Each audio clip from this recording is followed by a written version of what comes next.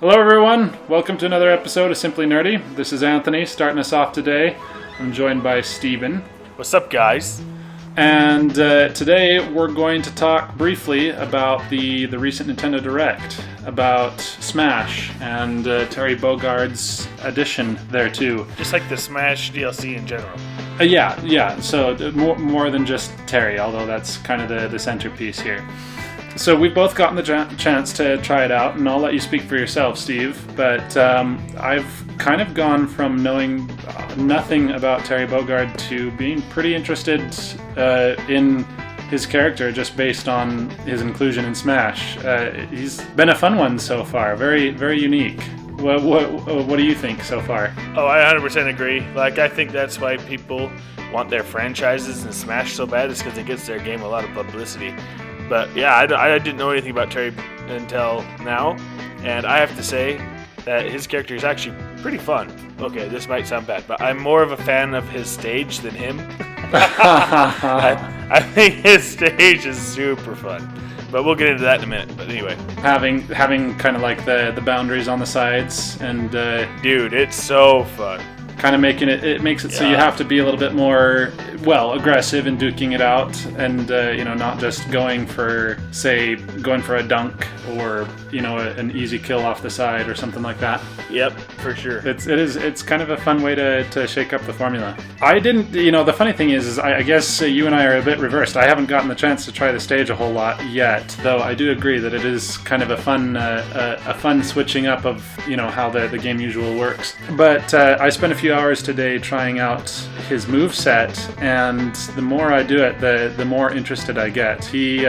I feel like his best moves come from actually doing the command inputs rather than the usual Smash Bros directional inputs. His go moves, shall we call them, the ones that he can use after he's over 100%, are maybe this is just me calling myself out here that I'm terrible at normal fighting games, but me too. Oh, those input commands are hard. I don't know who you are. Yeah, those inputs really get me, but I was practicing it a bit, and it's actually really kind of fun. I feel like I'm a lot better at inputting the Power Geyser than I am with Buster Wolf, though. That one, every time I try to do Buster Wolf, I end up doing Power Geyser instead.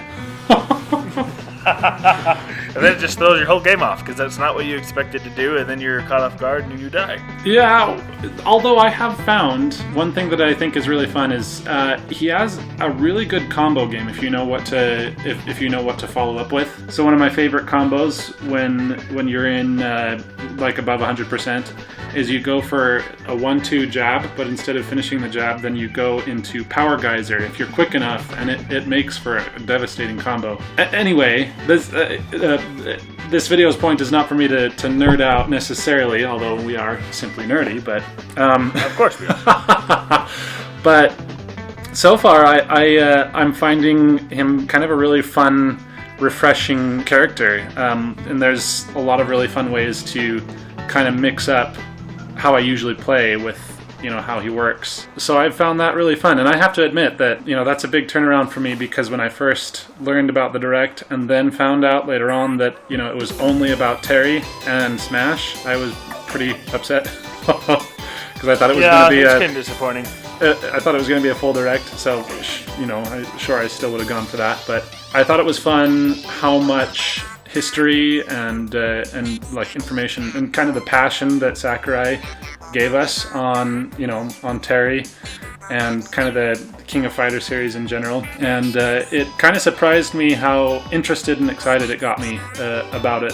Those are my thoughts so far. There's not a whole lot more that I've gotten to experience yet, but I guess that's not all there is to it. It kind of seems like they've outdone themselves with the content additions they've put to this particular update. Yeah, I really enjoy what Sakurai said in this presentation, where he's like, with this series we were able to do 50 tracks. I presented all 50 musical tracks to this company, and they were like, go for it, and so we have 50 songs just for this one franchise, and I feel like that the value has exceeded the cost of our DLC pack.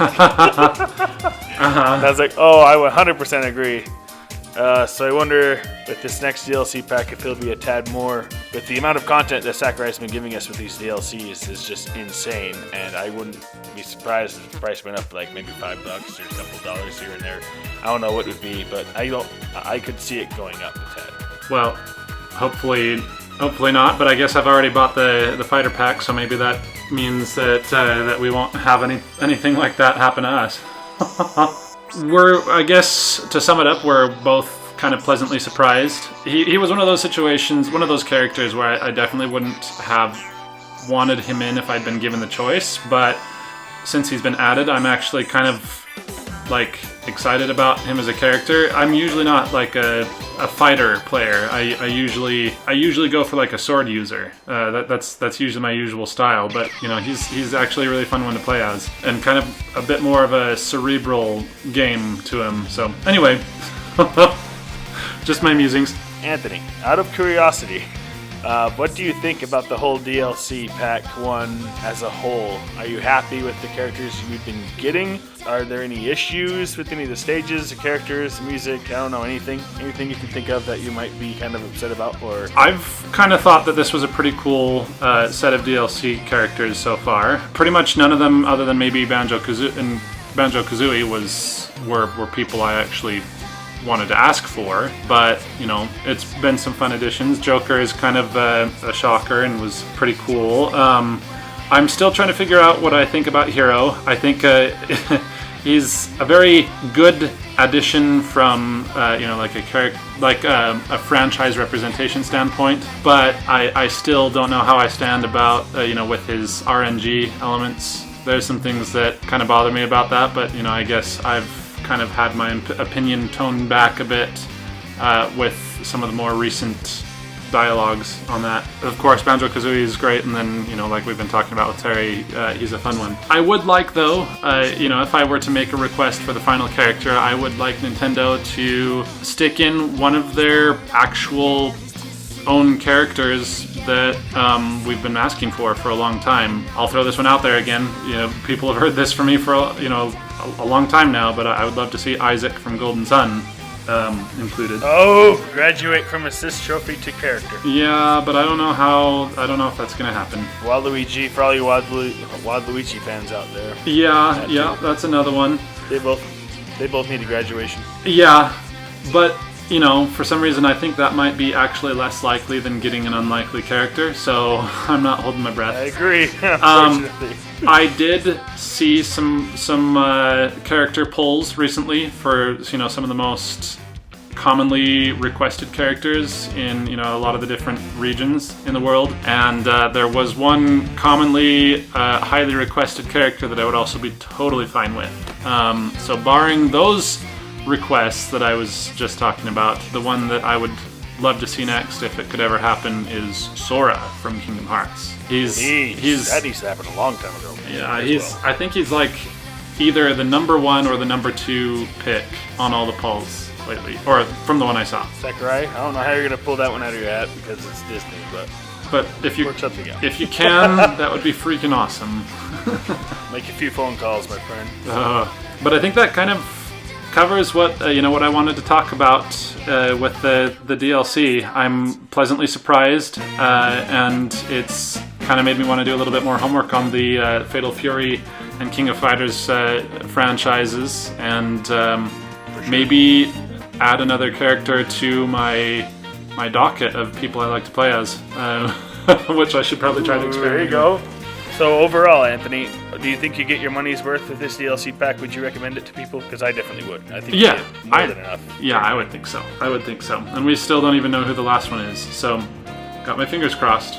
So thanks for listening, you guys. Let us know your thoughts on the DLC and I guess the character pack in general, and maybe even share your thoughts on who you hope the next character will be. If you enjoyed this video, give it a like, please, and a subscribe too. It helps us out a lot, and we appreciate your time. Until next time, guys, keep it nerdy.